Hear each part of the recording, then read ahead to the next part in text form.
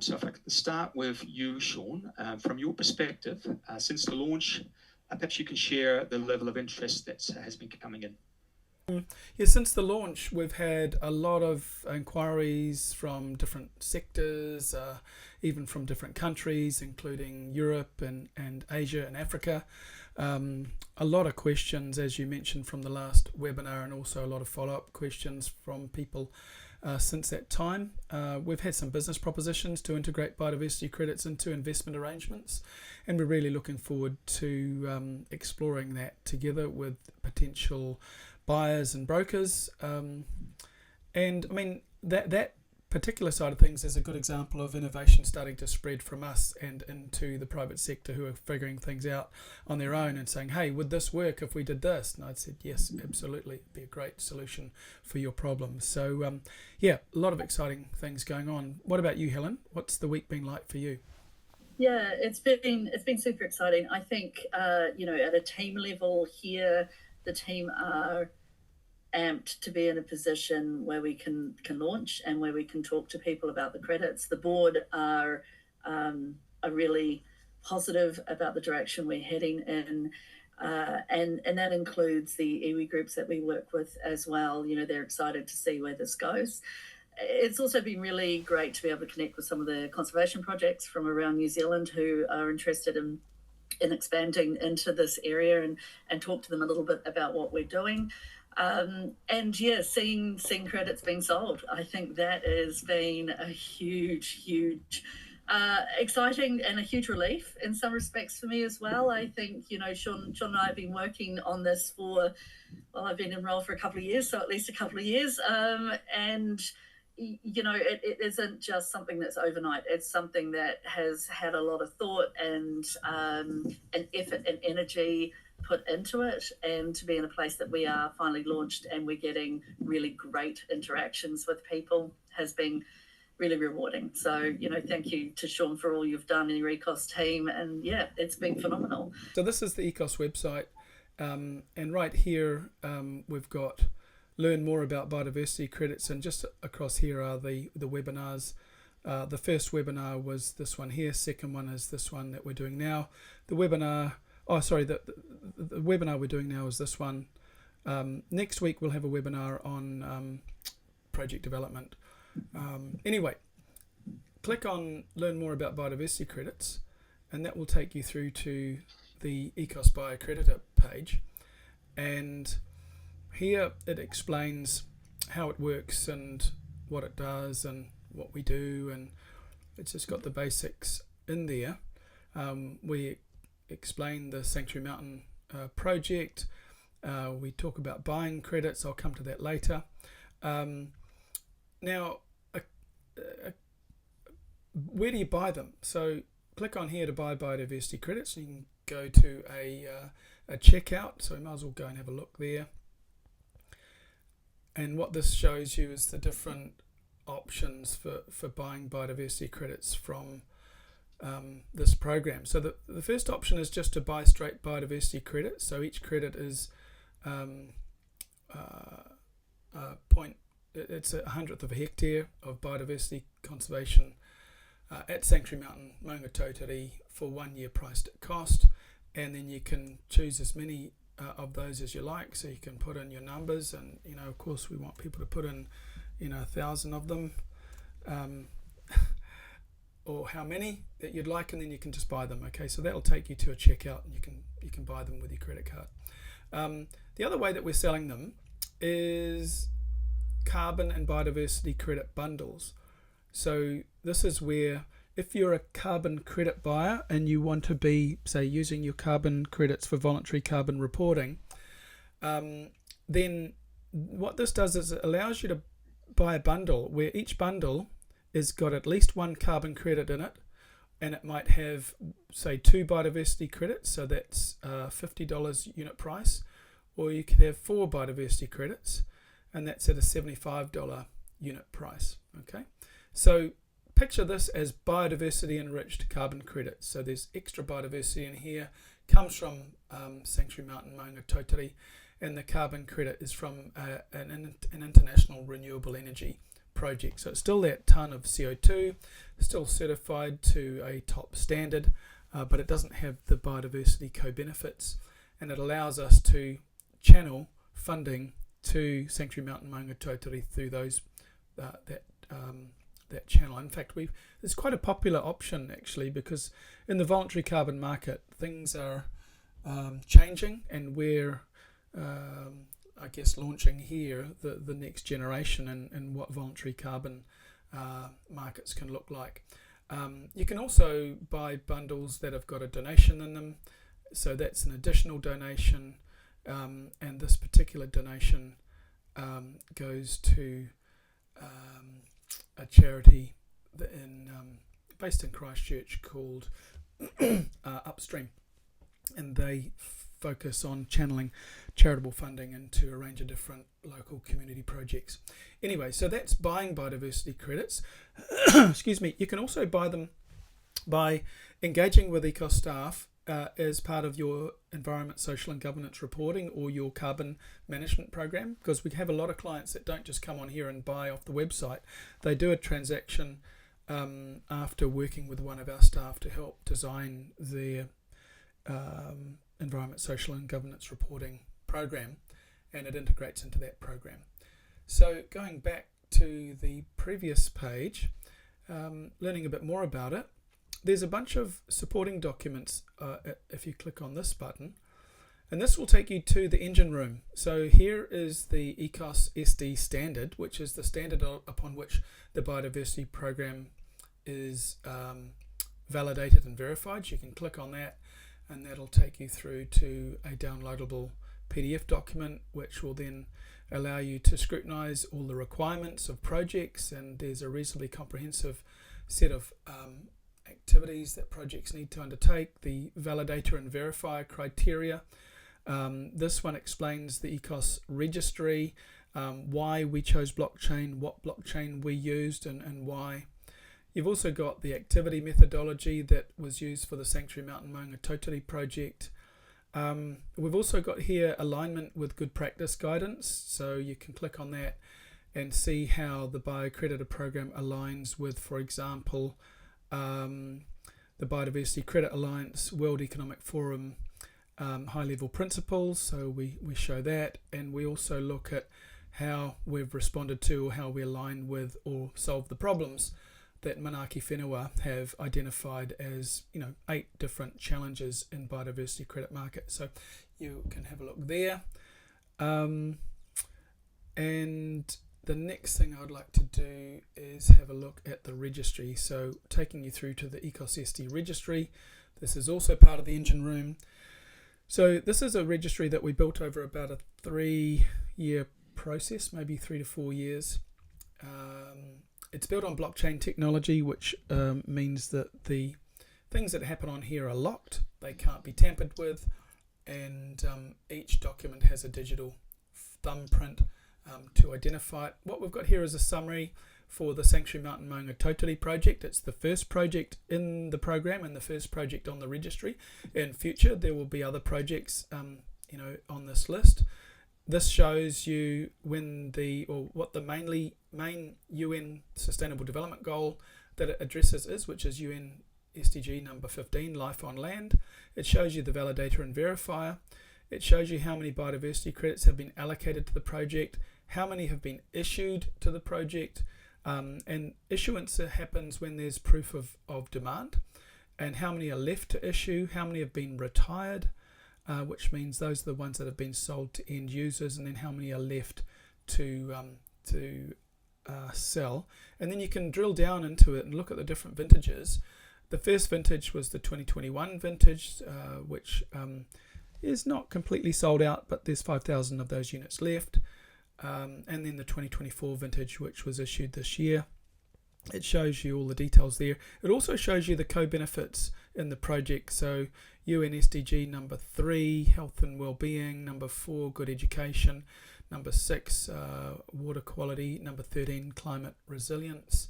And then you can drill down into that vintage and get all the details, all the documentation. So you've got the verification documents, the deliverables report here, which you can click on and get that report. It's available publicly, and there it is. You've got the activity methodology and the standard. You've got the verification report from the third-party verifier, and all of that stuff is sitting there. You've got your smart contract on the blockchain, and you have the validation process, which is another set of documentation which you can scrutinize as you need to. But then here below that is all the trades. And this is not a trading platform. This is a credit issuance and tracking and transfer platform. And so, for example, when we have a look at these different buyers, for example, we've got, so here's, let's say, some of these are trusts and some of these are corporates. Here's Profile Group Limited, and if you click on here you can get the end user certificate. So they've done 2 trades, 5,709 units and also 5,708 units. Let's have a look at the first one. Click on here and then you get the online digital certificate, which shows what they've purchased, the details of the project, verifying that Sanctuary Mountain Maungatautari is the project originator. On this digital certificate, there's a link here to take you backstage to the registry, so that if Profile Group put this on their website, then anyone can go backstage on the registry and see that registry information that I just showed you before. And here, because they've purchased these for end use, these 5,709 biodiversity credits have been retired, and retirement means they can't be on-sold, they can't be used by anyone anymore. It's the equivalent of consuming the rice in a rice commodity market or consuming the wine in a wine commodity market. And there's the proof of retirement on the blockchain, which shows you in blockchain language the retirement. And where we see the actual retirement is that we've got these units here, right? There's 5,709 of them. They've gone from this serial number to a zeroed out, which means essentially they've been consumed. So that's the registry, and there's stuff further down here on developing a project for projects, but we're not going to talk about that at the moment because we're going to focus just on the demand side. So I will stop sharing and we can then over to you, Josh. Thanks, Sean. Thanks, Helen, for sharing what it's been like over the last week since the launch. And thanks for the tour as well, Sean. I think it's really useful for people to actually see what that looks like as well, how the credit purchase works, and also what the supporting documents look like as well, and also where to go if you want more information as interested buyers. So at this stage, it's a little bit different to last week. We were inundated with a multitude of questions, as you were alluding to before. At the moment, we don't seem to have too many particular questions coming through from the audience at the moment. So I wonder whether we should pivot to some of the other questions that have come back. We can perhaps address some of those, because I know that we've got some here that we can look at. So are you happy to have a look at that first question we discussed earlier, Sean? Yep, so just maybe fire I'll away. throw that. Yeah, just fire away, sure. Josh. So I think one that's come up, and it's one that that kind of has been raised in the past, and people are kind of concerned about the integrity of something like this when we're dealing with kind of sustainability issues. So the questions come up of how do we actually minimize the risk of greenwashing, or the idea of selling to buyers who perhaps don't necessarily have the best motivations, or are doing bad things as such. That's a concern that is raised. But how would you address that concern? And perhaps I'll throw it to you first, Sean, and perhaps you might also have an opinion, of course, on that as well, Helen. Yeah, thanks, Josh. That's a really good question. So Ekos BioCredita is a biodiversity credit origination platform. So it's a wee bit like the producers of a product. And think about that like the producers of a product like wine, or the producers of organic potatoes. There's a quality process, there's quality controls and quality assurance and compliance to make sure that that product is fit for consumption and appropriately developed and so forth. So the BioCredita program think of that as the project origination, the biodiversity credit origination. And the standard focuses on making sure that the biodiversity credits are real, measured, reported, independently verified, issued in the registry, tracked and traced, and all of that sort of thing. When it comes to the demand side, the purchase of these things, this is a question about, well, how can we control who's going to buy these things? Yeah. And in any commodity market, and any kind of market for just about anything, the seller doesn't always have 100% control, well, often has very little control over who will buy things. So especially if it's gone into a retail setting and somebody's gone to the supermarket to buy some potatoes. Now, the producer of those potatoes might prefer to sell their potatoes to somebody who has values alignment with them. Maybe they want to only sell organic potatoes to people who love organic food for, I don't know, organic philosophy. Whereas the person who buys those potatoes are going to be lots of people, and some of them might not really care about looking after the land, but they just like the idea of buying organic potatoes. And maybe they're a criminal. Maybe they're going to eat their potatoes and then go commit a crime. Now, the producer of those potatoes can't control that. They just are focused on producing something that is a good quality thing that people want to buy, right? So if you want to control who can buy these potatoes, and that's an analogy, of course, for who can buy biodiversity credits, there needs to be controls on the demand side of the market. So that means controls by retailers on who they'll sell to. So Ekos functions as a retailer in this space as well, whereby we work with predominantly businesses and organizations who want to do environment, social and governance reporting. And if that organization was responsible for doing a whole lot of damage to the world, we might not sell them to them. We might not even engage them as a client, because we can choose who our clients are as a business that's working with other businesses. And over the years, when we've worked in the voluntary carbon market, for example, there's not been very many businesses that have come to us that are doing things that are not values aligned, and we've had to turn very few away. We have turned some away. Some of them, for example, were organisations that had locked into coal-fired energy generation and didn't have any plan to change to renewables, and we said, look, we're not going to work with you. So that's an example of putting a control on the demand side. And there are demand side standards for these kinds of activities. And so Ekos has certifications like carbon related claim certifications like net zero carbon or carbon conscious. We have one which is broader than that called impact positive. And so if anyone wants to gain one of those certifications, they need to meet the requirements of those certification rules, which gets us a chance to filter out actors that might be doing an awful lot of damage. So that's how we do it. We can't control all of the retail outlets. We could try and maybe vet those outlets first, so that if there's a trading platform somewhere that's on selling these things, that we'd want to know that we're values aligned.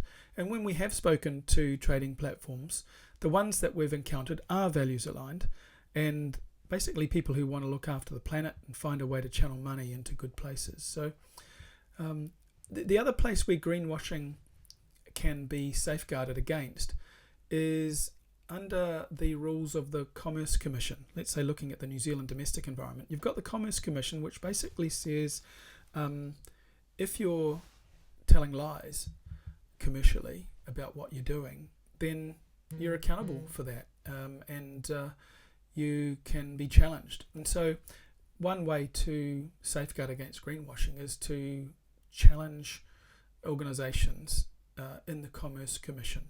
And that's something that we would certainly be interested in, because we don't want Sanctuary Mountain Maungatautari biodiversity credits being used by organisations that are causing an awful lot of damage to the world. And remember also that these are not offsets. They're not offsetting any biodiversity damage anywhere. They're just nature positive units that if people want to support that nature, they can buy the credits.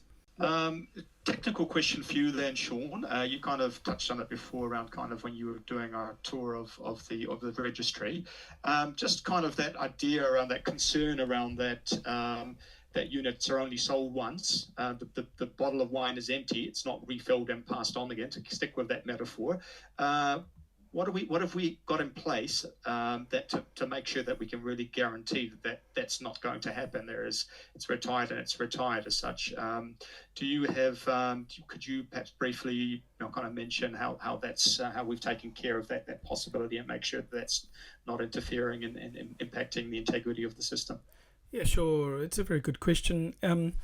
So like many other forms of production, there's an annual cycle of production, an annual cycle of trades, and that just goes on year on year on year. So the way that we maintain the integrity of the end user purchase is that the end user, so the person who's using these biodiversity credits for some kind of claim, those units are retired in the registry. So retirement means that the biodiversity credits have essentially gone to die. They were born in the forest behind Helen, and they were traded, and they found their way to somebody in Singapore who bought them, but they go to die by being retired in the registry.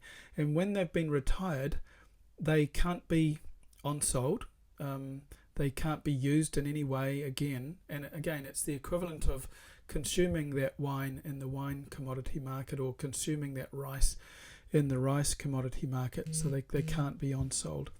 And that's one of the key reasons why we've built a registry that is publicly visible, traceable, transparent, and it can demonstrate exactly what is going on in any project. And so anyone at any stage can look at the progress of a project and see how many credits have been issued, see how many are live and able to be purchased, and then see how many have been purchased and are retired in the registry. The type of people who might buy these things is a broad range of possibilities. Of course, they include businesses, but they also include potentially grant funders who might want to restructure the way that they give grants to migrate to a more disciplined process of measured, reported and verified outputs. So this can help to reduce the risk to grant funders to ensure that they get really high value. And the grant funders that have been supporting Sanctuary Mountain Maungatautari for many years, they're being restructured now as biodiversity credit buyers, and they can then buy as many or as few credits as they wish alongside anyone else who wants to buy them, who may be a charity, might be a business, might be an individual. A question from Graham Scott. Is this thinking correct? I buy a credit. It is an asset and will appear on my balance sheet. I can on-sell it in the secondary market. So perhaps I'm wondering, that kind of aligns with what you were describing before, doesn't it, Sean, in terms of how that kind of works? So do you want to comment on that particular statement of how the arrangement works? For sure. Somebody who owns a biodiversity credit or a collection of them own the ability to say that they have purchased them. If they want to claim that they've ultimately caused that good in the forest behind Helen, then they need to retire the units. This is what consumption means. When you've consumed a product like wine, you can't on-sell it. There's no financial return. If you want a financial return, then you can't consume that bottle of wine. You've got to keep it on the shelf and sell it in a few years' time or next week or whenever. But you can't consume it yourself. So you can't claim to have, tasted what the wine tasted like or benefited from it. Or if it was a rice commodity, you can't claim to have been nourished by that rice. So that's the difference between holding one of these assets and consuming one of these assets. And if you hold them, then you can on-sell them. But in order to hold them, you need to have an account in the Ekos SD registry as a trader, because that's essentially what you are. So if you've bought them from Helen, you need to be clear on whether you want to hold them or whether you want to consume them. Again, if you want to hold them, you have to have a registry account, and then they sit in your registry account rather than Sanctuary Mountains. If you're consuming them, then you don't have to have a registry account because they just get retired under your name in the registry. So that's how that works. Basically, just like with any commercial activity, you sell the produce that you produced last year to fund your activities to do more next year. So, every year you sell, every year you get revenue, you use that revenue to carry on doing the good that you're doing. So if you're producing wine, you don't sell all of your wine in one day, you're selling it throughout the course of the year, and the revenue comes in through the course of the year, and that revenue you use to keep making wine, because wine production costs money. And the same is true with conservation.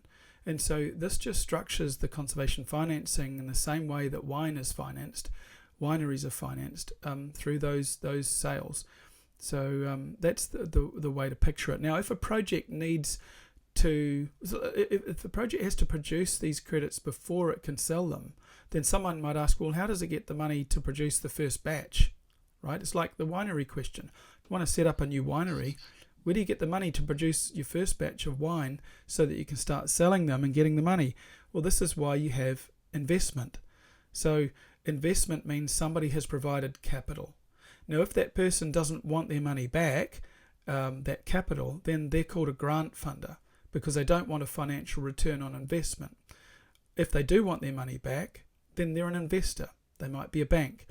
They might be a private investor. So they provide the capital investment to establish the project, and then the project gets to the point of selling its credits, and inside that unit price includes a contribution to paying back that debt, if in fact there's an investor involved.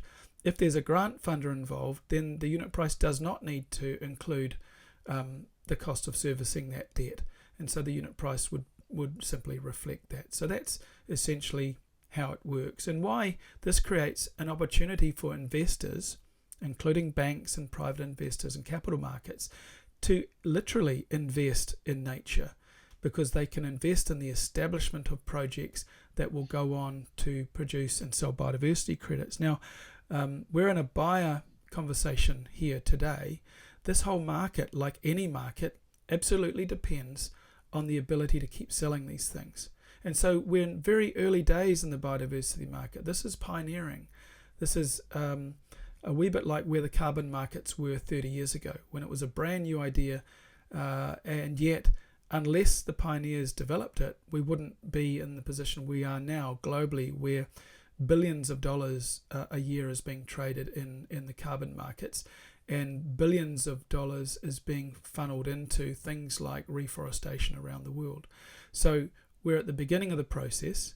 We don't claim to be anywhere but the beginning of this process, but unless you start something, you'll never get on a journey, and every journey begins with the first few steps. And we've been taking those steps, and we're testing the market, and we've already had success in terms of buyers. We've if you look on the registry, you'll see a number of transactions that have already happened, and there are also transactions that you won't see on the registry yet, because they've just been transacted, and then they'll be uploaded to the registry sort of on a monthly basis.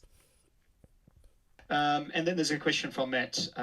It says here, was a purchase per unit area per fixed period of time considered, noting that the maintenance of biodiversity is ongoing? And I think that's already... you sell every year, and yeah. You revenue every year, and then you sell next year, and you revenue every year. It's just a variation on what Helen's been doing and what Sanctuary Mountain's been doing for the last 20 years in raising grant funding. Grant funding could be seen as essentially a biodiversity credit trade that was not called that until now, because every year they've got to go fundraising, and every year they spend that money to look after the place, and then every following year they go fundraising. And so this is just giving Helen another tool in the box for fundraising. So it's just a variation on the theme of donations. So it's an ongoing thing. As soon as the money runs out for Helen, then the fence will degrade, the nasty animals will get in, and they'll eat the kakapo and the takahe and the kiwi, and the biodiversity benefits will degrade. So that's how conservation financing works. It's, we need to remember that conservation is forever. That also means the financing of it needs to be forever.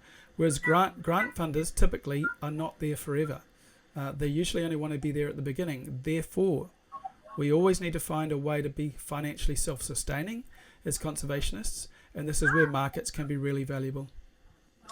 And I'll just quickly, Josh, I know we've got about a minute left, but just quickly on that as well is that the point of difference for me is that at the moment when we deal with grant funders, we are connecting into their value chain. We're looking at how we deliver to what they need, and every grant funder is different.